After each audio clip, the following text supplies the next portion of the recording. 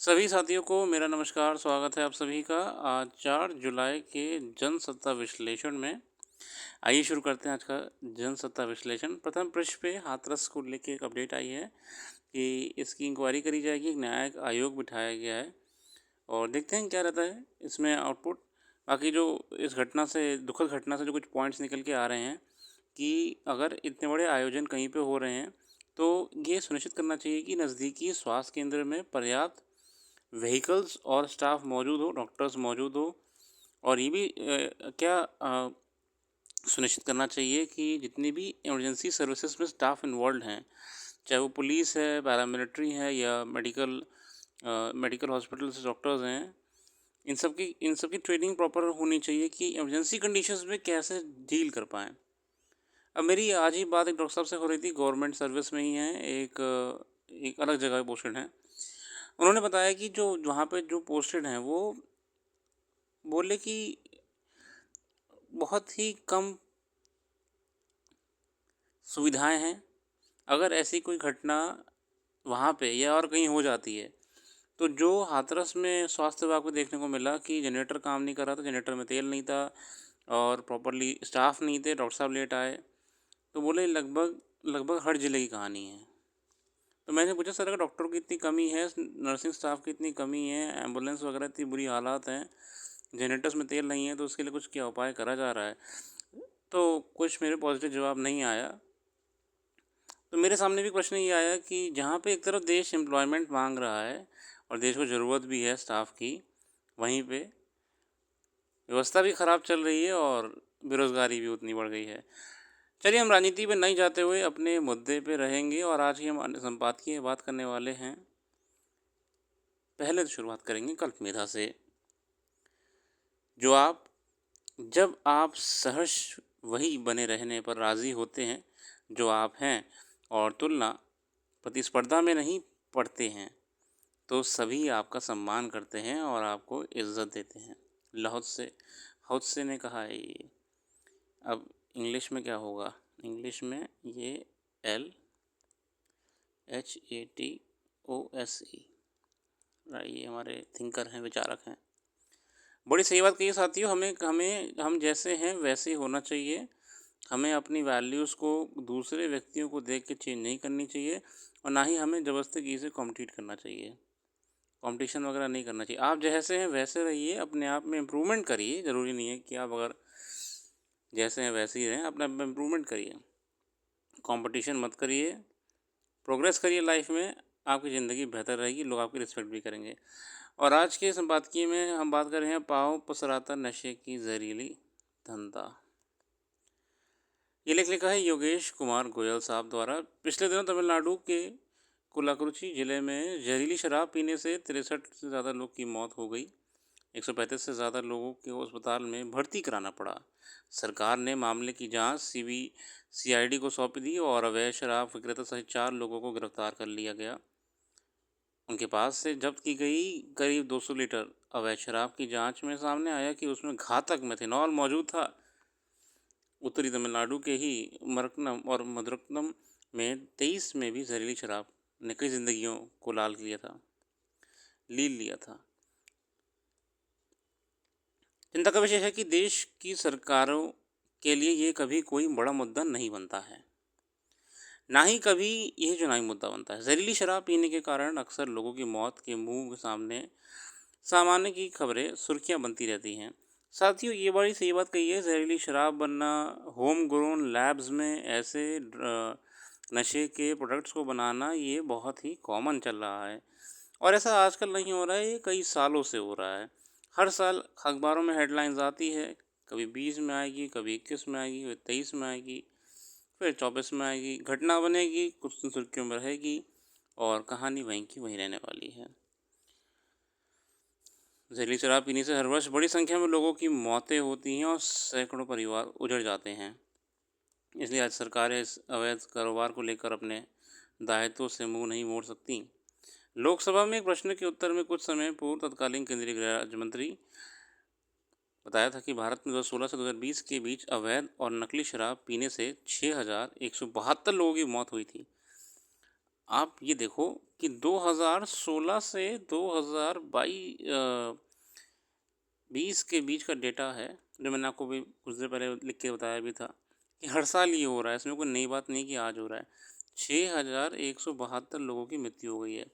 भैया ये लोग हैं इस देश के, इनकी वैल्यू है, इनके परिवारों के लिए इनकी वैल्यू है, ये देश के लिए एसेट हैं।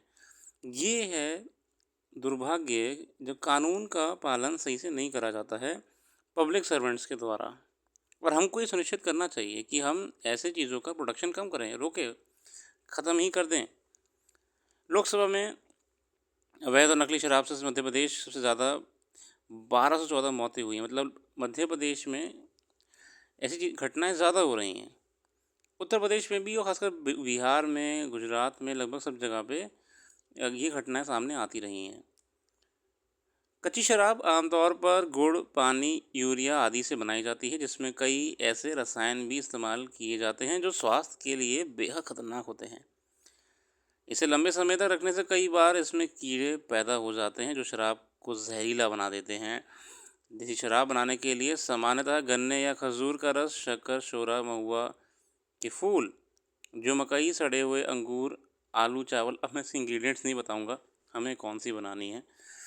मतलब ये सब लोकल तरीके से ना अपने आप होम ग्रोन लैब्स में ये कहीं पे गोदाम में बनाना शुरू कर देते हैं इन सब इंग्रेडिएंट से लेके। अवैध रूप से उत्पादित शराब प्रायः खराब गुणवत्ता वाले कच्चे माल और अस्वच्छ परिस्थितियों में बनाई जाती है। कानून के रक्षकों की नाक तले देश के विभिन्न ग्रामीण अंचलों में अवैध शराब निकालने की भट्टियां चलती रहती हैं। देखिए सरकार पे कई बार ये आरोप लगे हैं कि सरकार का कहीं ना कहीं मिली भगत होती है, तभी ये पॉसिबल है ना। लो पुलिस है, लॉ एंड ऑर्डर एडमिनिस्ट्रेशन है, सब इनके नाक के नीचे हो रहा होता है और ये घटनाएं हो जाती हैं। हालांकि अब मैं उसमें नहीं जाएंगे, हम इसमें ये जो पॉइंट निकल के आ रहा है साथियों, आप जानिएगा कि व्हाट इज़ मेथनॉल पॉइजनिंग।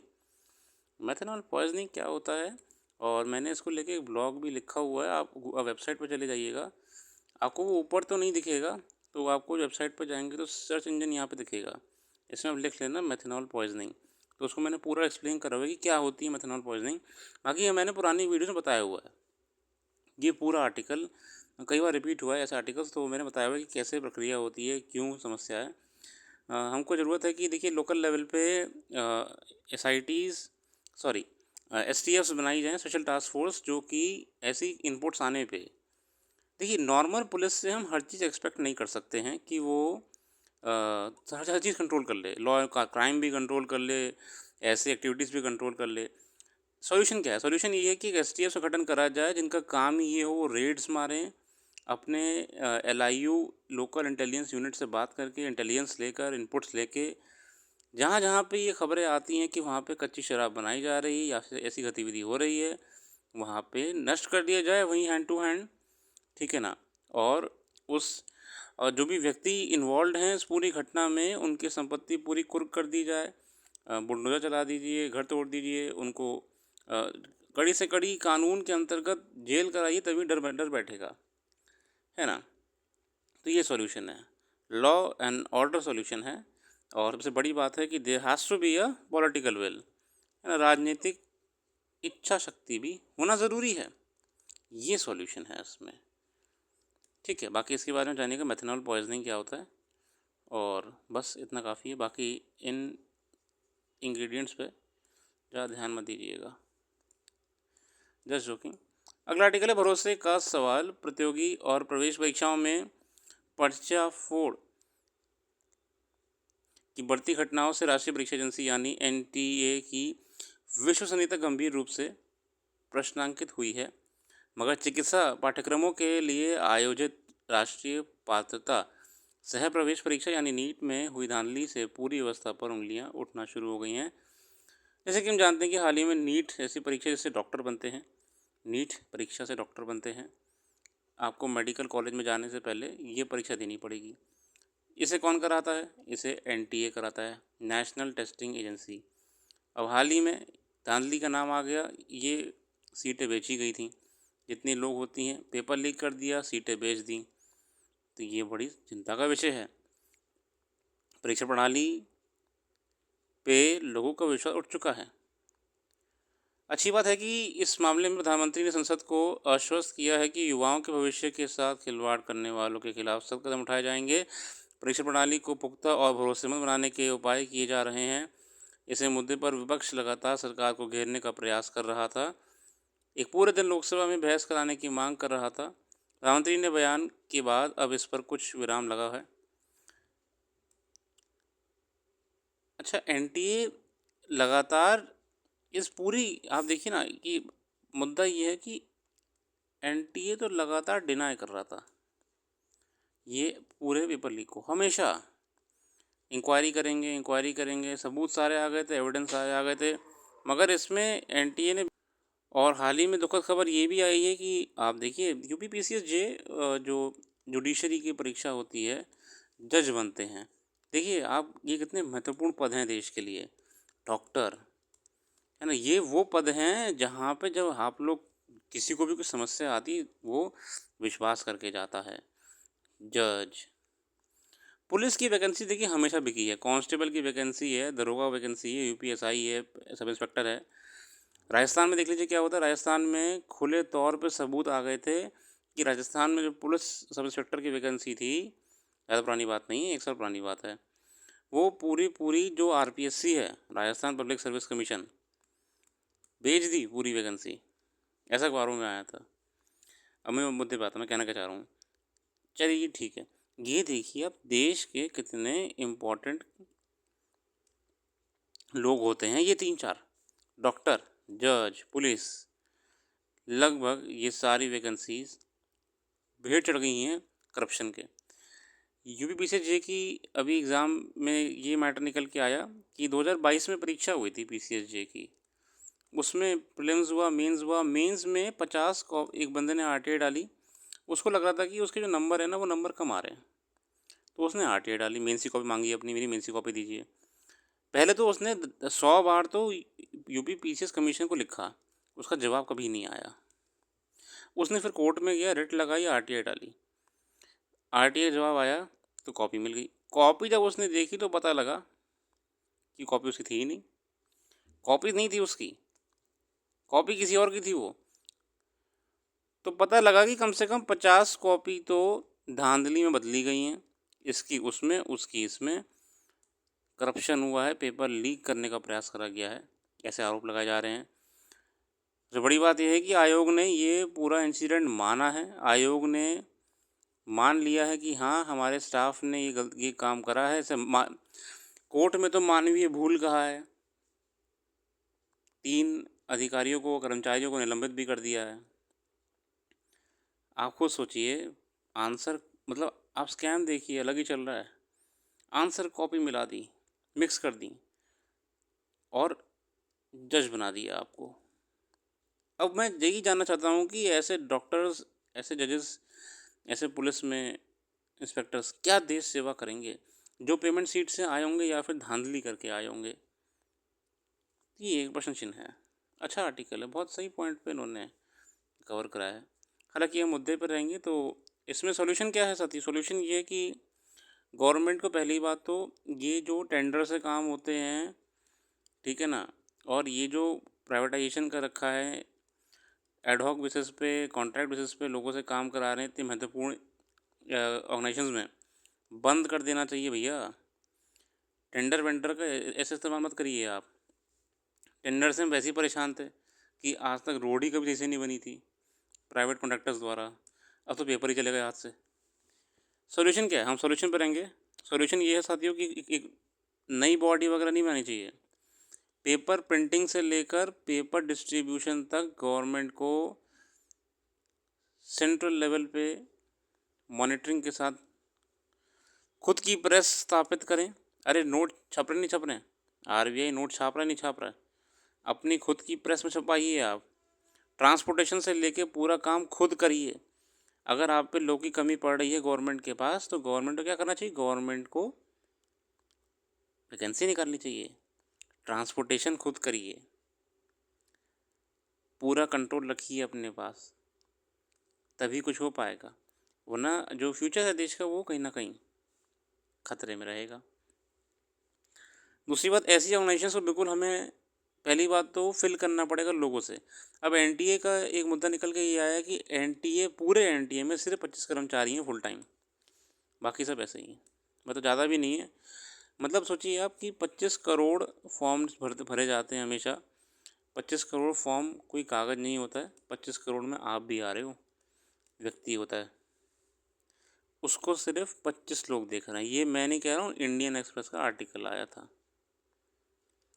सबसे पहली बात, सोल्यूशन क्या है? सोल्यूशन ये है कि हमको अगर ऐसे पब्लिक सर्विस कमीशंस में और टेस्टिंग बॉडीज़ में अथॉरिटीज़ की कमी है तो हमको वैकेंसी निकाल के फिल करना चाहिए, सीनियर ऑफिसर्स को बिठाना चाहिए। और अगर ये कंप्लेंट आ रही है कि जो कंपनी टेंडर लेती हैं वो लोग स्कैम कर रही हैं, तो पहली बार टेंडर देना बंद कर दीजिए आप। प्रिंटिंग से लेके ट्रांसपोर्टेशन तक खुद करिए। आप पैरामिलिट्री को अपॉइंट करिए, पैरामिलिट्री फोर्स से ये काम कराइए, कुछ भी करिए, देश को बचा लीजिए, बेटर रहेगा।